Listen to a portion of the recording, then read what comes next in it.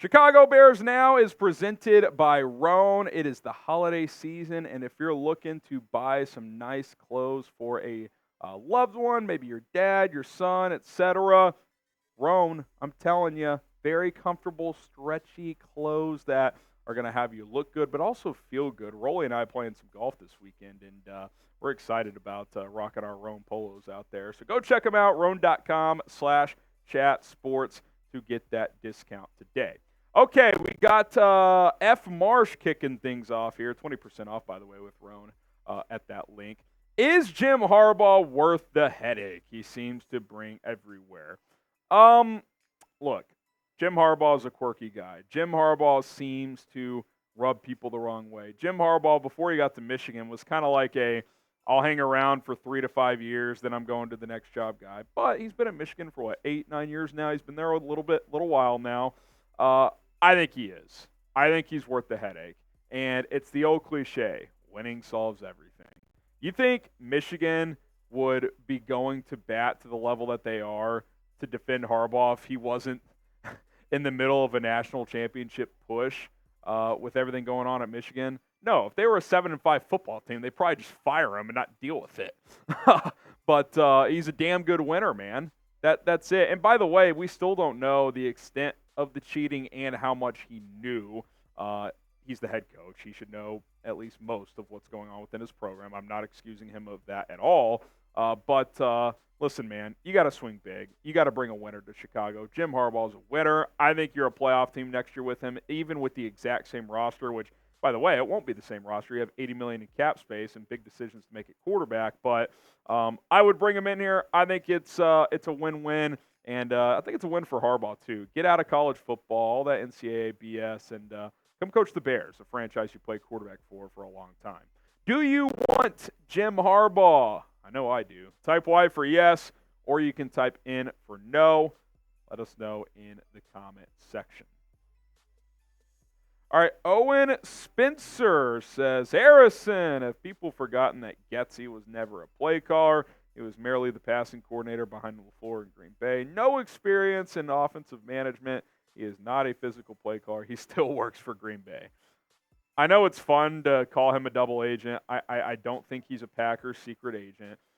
But that is correct, Owen. Other than a brief stint at Mississippi State when he dropped down to the college level to call plays, he has not been a play caller in the NFL. This is his first gig at it. And look, if you never hire first-time play callers, then you wouldn't fill out jobs in the NFL. Not all 32 teams are going to be able to hire a offensive coordinator with play calling experience. There's just not enough of them. So, you got to keep that in mind. But yeah, it's a good point. And, I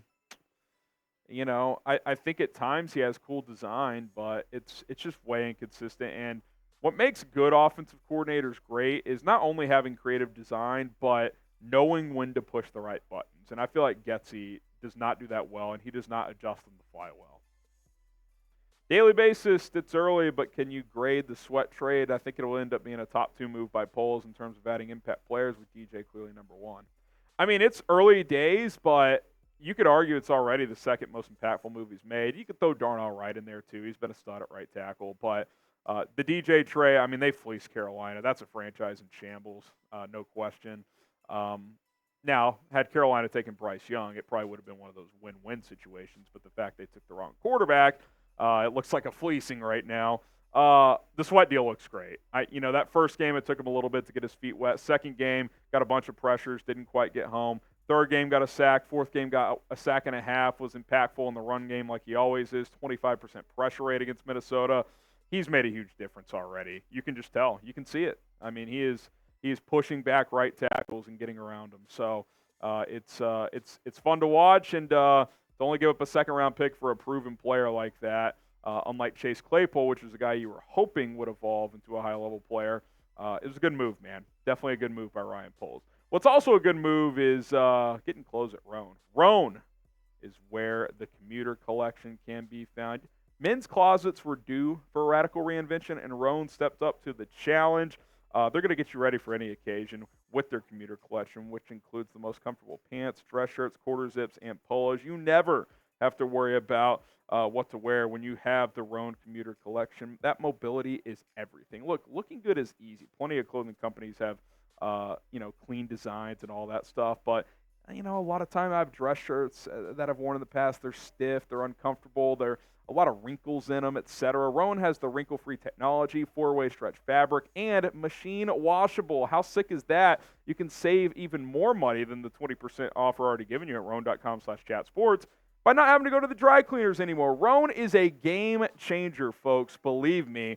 Get started today. It's clean. It's classy. You don't have to spend money at the dry cleaners. Roan.com/chatsports. The holidays are here. The perfect Christmas present is clothing from Roan. If you want to get some yourself, ask your mom, hey, this Roan.com/chatsports. They got good deals, holiday deals, 20% off.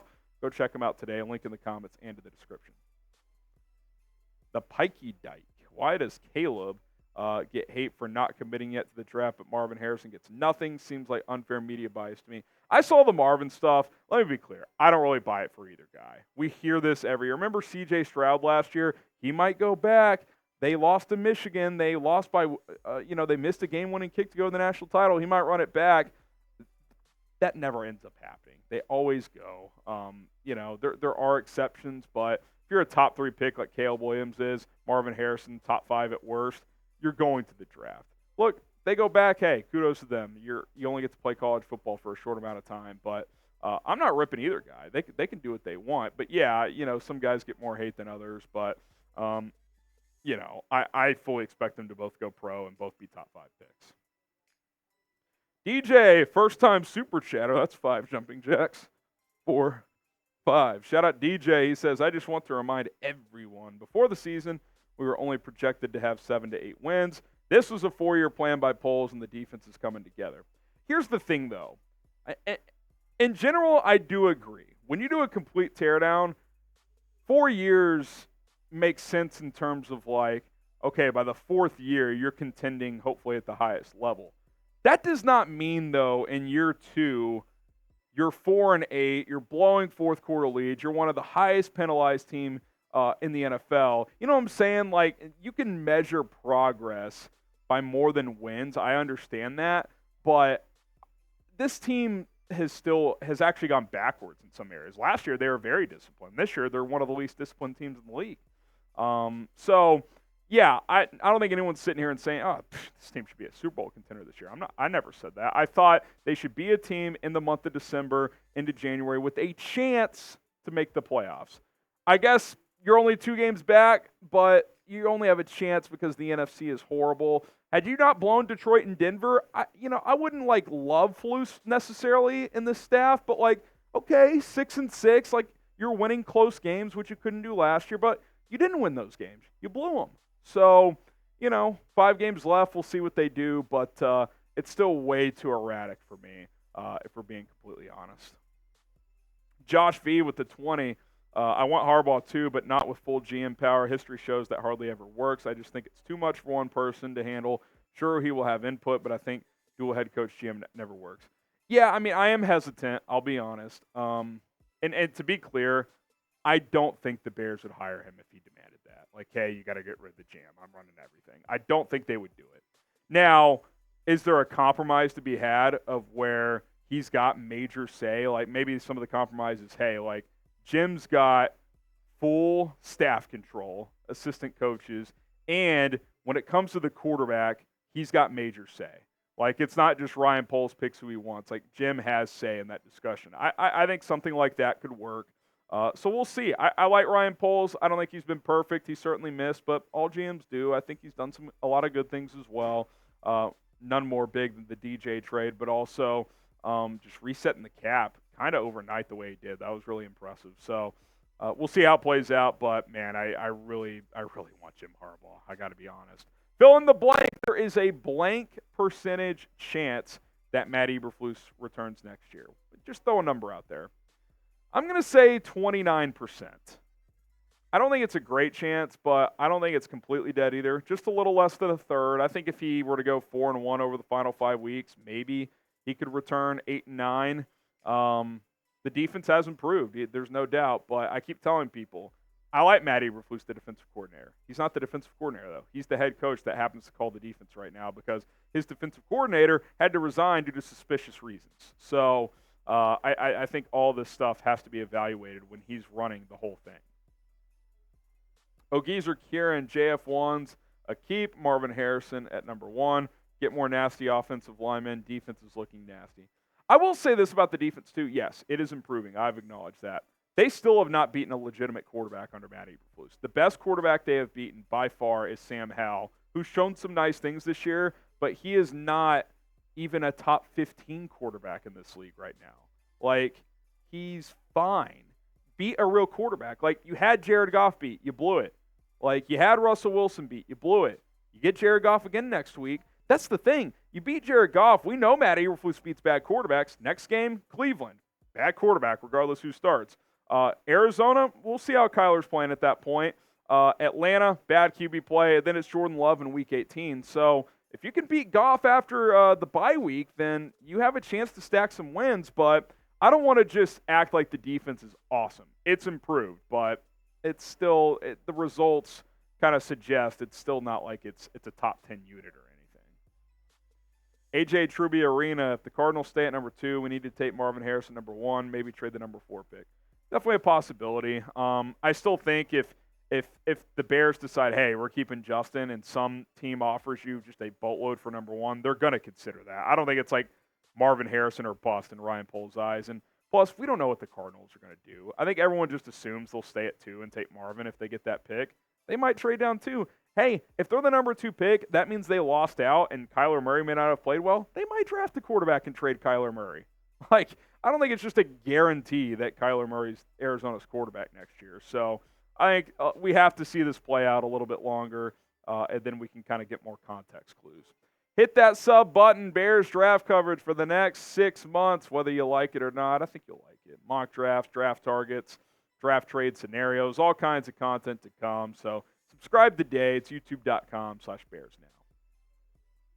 Wasim Khan, is there any way we take Marvin Harrison and a lineman in the draft? Does that fit? Drafting QB won't help us. I mean, they definitely could go MHJ and, like, Joe Alt. Like, if they pick, let's say they pick 1 and 5, that's definitely on the table.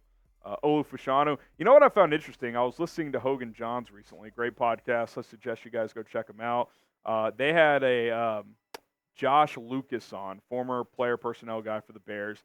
He likes J.C. Latham, the right tackle out of Bama, better than Joe Alt and Olu. I found that very interesting. So I'm going to look into him more, and just what he said about him was he could play all 4 offensive line spots, and said he could play center, but you're not going to take him in the top 10 to play center, although if you're the Bears, I mean, your center position's so bad, but no, they're not going to do that. But he's an interesting name too. Maybe he's in the conversation for some kind of a trade down. Coyote Bill KC, what if Carolina goes on a tear and the Bears end up, say, picks 4 and 5? Well, first of all, first-time super chatter, 3, 4, 5. I mean, what's a tear for Carolina? They win 2 games. Like, Carolina, they're bad.